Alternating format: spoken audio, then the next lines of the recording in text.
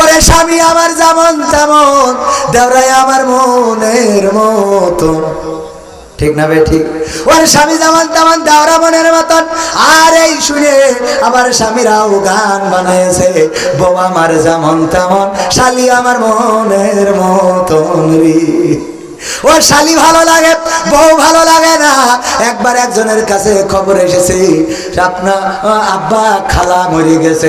ওই এমন ভাবে কাঁদতেছে, পিঠ লেগে গেছে। হুশ ফিরার পরে বলছে, এ আব্বা খালা মরে গেছে, তাই এত পিঠ লাগলি কেন? বলছে, পিঠ লাগবো না তো কি করবো? তোর মা মরে গেলে যার বিয়ে করবো সেই আগে মরি সেরিয়েছে।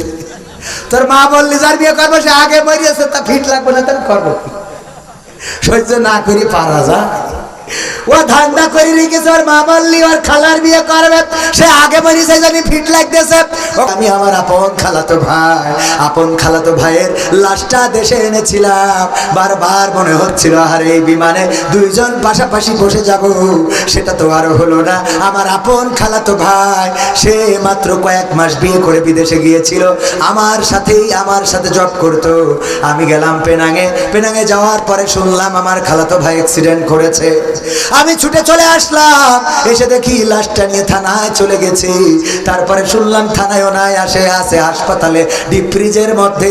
যাওয়ার পরে ফ্রিজ থেকে বের করে দেখালো, ওগো আমার ভাইয়েরা, ওগো আমার মায়েরা, ওগো আমার বোনেরা, এমন কষ্ট করে প্রবাসে, আর সেই টাকা দেশে পাঠানোর পরে আপনি আইলা বাইলা সাইলা কেনেন, কেনার পরে আপনি মকসেদের সাথে টাঙ্কি মারেন যে বলছি ভাই কতদিন হলো দেখা করেন না। ভাবি আরে ভাবি আপনার দেখলে পরানটা জুড়িয়ে যায়। এই কথাগুলো যে বলেন আমানতের খেয়ানত। এই জায়গায় ভাবি যদি কোনো যুবক আপনাকে বলে ভাবি আপনার বড্ড সুন্দরী লাগে, আপনাকে রেখে ভাই কেমন করে মালয়েশিয়া সিঙ্গাপুর থাকে, সাথে সাথে বলতে হবে মিনহা খলাকনাকুম ওয়া ফিহা নুঈদুকুম ওয়া মিনহা নুখরিজুকুম তারাতান উখরা।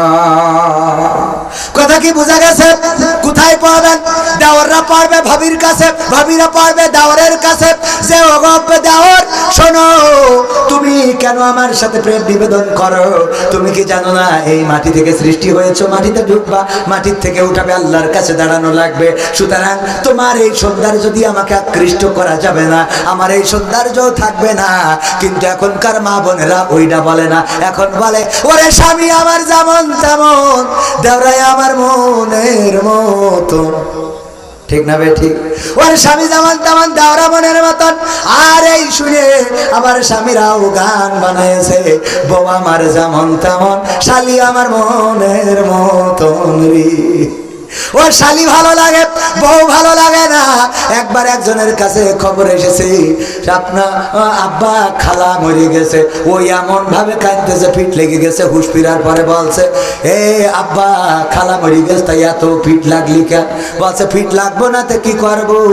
তোর মা মরে গেলে যার বিয়ে করবো সেই আগে মরি সেরিয়েছে। তোর মা বললি যার বিয়ে করবো সে আগে মরিয়েছে, তা পিঠ লাগবো না তার করবো কি? সহ্য না করি পারা যায়? ও ধান্দা করে রেখেছে, ওর মা বললি ওর খালার বিয়ে করবে, সে আগে মরিছে জানি ফিট লাগতেছে। ওগো আমার ভাইয়েরা মায়েরা, আল্লাহ বললেন ও করে না ফি বুয়ুতিকুন্না ওয়ালা তাবাররাজনা তাবাররুজাল জাহিলিয়াতিল উলা। ওগো নারীরা পর্দার মধ্যে থাকো, জাহিলি যুগের মেয়েদের মতো সেজেগুজে নিজেদেরকে প্রদর্শন করে বেড়ায়ও না। এই কথা বলার পরে আমার মা বোনেরা বুদ্ধি করলো যে আল্লাহর কথাও মানবো, আবার সাজুগুজু করবো। আমি উদাহরণ দিতে যেয়ে বলি, আমার আব্দুল হাই সিদ্দিকী ভাই বললো যে কবির ভাই চলেন একটু সুন্দরবনে পিকনিকে যাব। আমি বললাম কয়জন যাবেন? কয় 10 জন। খাওয়াবে কিরা? কয় আমি খাওয়াবানে। আমি রওনা দিলাম, কিন্তু আমার ইমরান ভাই আর আমার কি ভাই মুশফিকুর ভাই দুইজন আবার পথের থেকে যোগ দিয়েছে। এমনি ভাবে 2 জন 3 জন যোগ দিতে 10 জনের জায়গায় 20 জন হয়ে গেছে। আব্দুল হাই সিদ্দিকী ভাই তো বুদ্ধিমান মানুষ, ও চিন্তা করেছে লোক তো বাড়তেই পারে, কারণ আমি হুজুর মানুষ। এই কারণে ভাতের সাথে আবার কিছু মুড়িও নিয়েছে, যে যদি ভাতে শর্ট পড়ে তাইলে মুড়ি দিয়ে চালাই নেবো কিছু লোকের।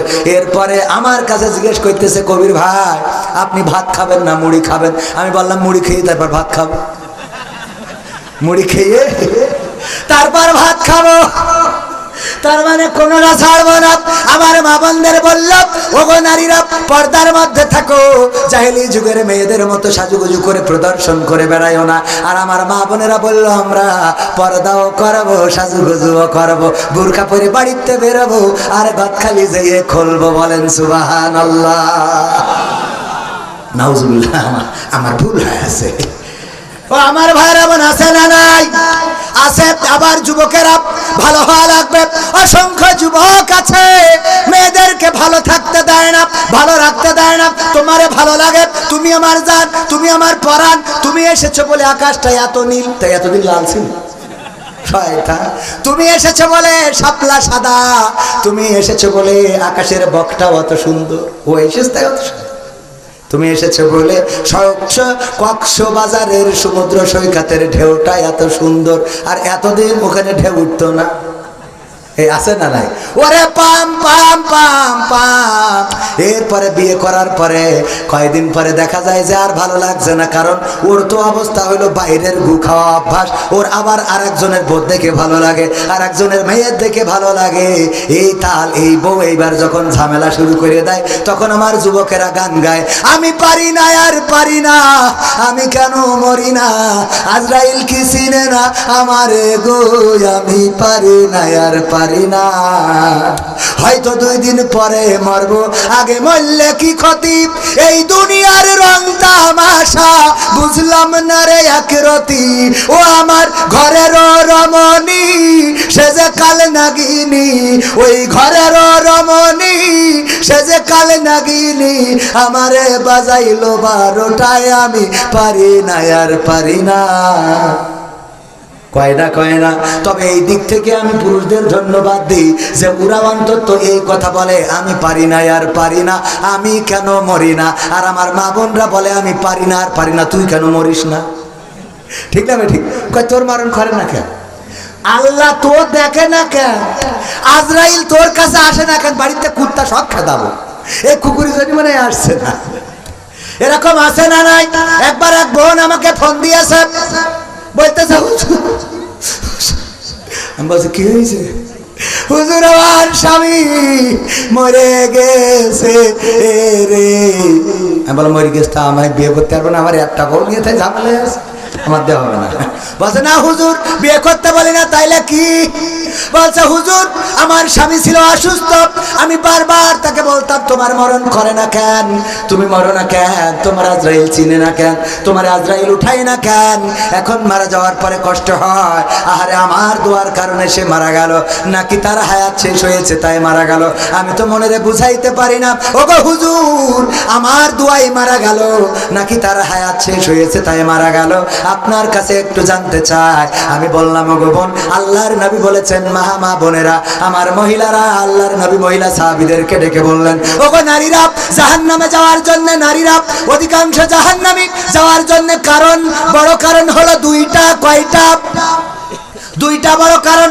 1 নম্বর হলো তারা স্বামীর প্রতি অকৃতজ্ঞ থাকে, আর 2 নম্বর কারণ হলো তারা বেশি বেশি অভিশাপ দেয়। কি সাপ? কি সাপ? অভিশাপ দেয়, বেশি বেশি অভিশাপ দেয়। আমি বলি, ওগো বোন, হায়াত শেষ হয়েছে নাকি তোমার দোয়ায় মারা গিয়েছে জানি না, তবে এটা বলতে পারি, যারা বেশি বেশি অভিশাপ দেয় ওই নারীরা তাদের জায়গাটা জাহান্নামে করে নেয়। কথা কি মনে থাকবে? আমার মা বোনরা, পর্দা করবেন, স্বামীর কথা শুনবেন, আর স্বামীর অবাধ্য তো হবেনই না। নিজেদের চেহারা আল্লাহ রাব্বুল আলামিন যে বাউন্ডারি দিয়েছেন, 14 জন মাহরাম পুরুষ, তাদের বাইরে আর অন্য কাউকে দেখাবেন না। ওগো আমার মা বোনেরা, সুন্দরী ছেলেদেরকে যে চেহারা দেখান, এই চেহারা দেখায় কোনো লাভ নাই, এই চেহারার সৌন্দর্য থাকবে না।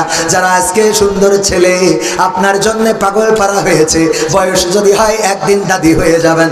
আপনার সুন্দর ছেলে তো দূরের কথা, ওই চেহারার দিকে একটা কুকুরও ফিরে তাকাবে না। সুতরাং কবর দেশের প্রস্তুতি নেওয়ার দরকার আছে না নাই?